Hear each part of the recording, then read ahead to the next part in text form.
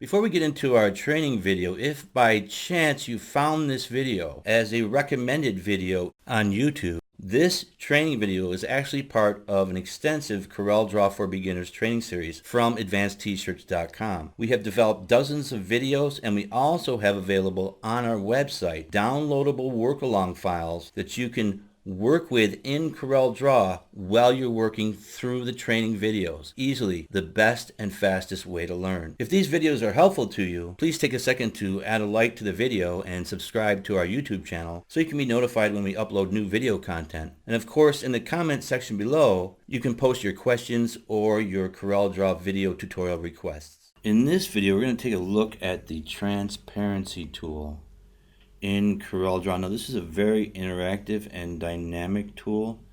I use it for many different things relating to graphic design. It opens up the door to a lot of the little touches and things you'd like to add to your designs, like color and texture and different things, yet still being able to support spot colors. And one of our plugins, actually, the Fashion Factory, has over 1,300 different textures specifically for the transparency tool, and I use it all the time to add effects to my designs because I can apply a bitmap transparency to a vector, object, or shape or text in CorelDRAW.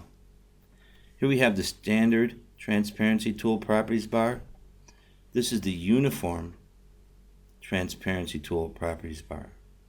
We're going to take a look at 3 different types of transparency in this training. We're going to look at uniform, we're going to look at the fountain or gradient transparency, and we're going to look at the bitmap fill transparency. And these are the 3 that I really use most of the time. And the transparency tool is over here beneath the interactive tools, and you can see it right there, and you can click on that. The property bar will come up.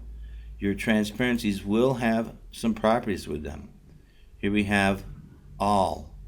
Here we have fill, and if I change that, the transparency will only be applied to the fill. Here we have outline. Change that, and the transparency is only applied to the outline. Now you'll notice that because it's on the outline, you can see it going on different levels of transparency between the fill and the outline. That's because the outline is set to the center. Now, we covered outlines in depth in a previous video tutorial. I can go to my object properties docker, come down here and change my outline to outside. It'll get bigger, but now I'll have the transparency on only the outline of the vector, object, or shape. Here at the bottom, as I hover over that, you'll see an interactive slider. I can left click, hold down, and change and adjust the uniform transparency, and I'll change that back to fill, and I'll go to the fill or to both, as you can see there. So this is the uniform fill transparency. This is a linear or a gradient or fountain transparency, and this is a bitmap transparency. Very different. We're going to cover each one of them. So working with the uniform, it's pretty basic. You can also get up here and do your adjustments here. As you can see, with the 74 here, it's the same down here from the properties bar. Now, working with transparency in graphic design is very important. You can see that here in this design. These are textures over the design. You can see the difference that that makes. Here I have the windshield is set up as a transparency, and that is a fountain transparency over an object. And you can see the difference between no transparency and transparency. It makes a big difference in the design. Here I have the 21 racing design, and I've added some transparency and touches to this. And I'll zoom in, and you can see how the transparency coming through here can really set off the color. Here we've just got 2 colors. Here we've got the 2 colors, then we've brought in a darker purple and a transparency on that. See how that's working? To add that color effect to that design, I'll click off. You can see how that transparency is working. So transparency, in my opinion, is very important in the graphic design process, in CorelDRAW or in graphic design in general. And we'll take a look at working with uniform transparency in this session. Here I have a vector object. I'll go to transparency. We can see that's set to uniform. I'll turn that off. So you just have a white and a gray object.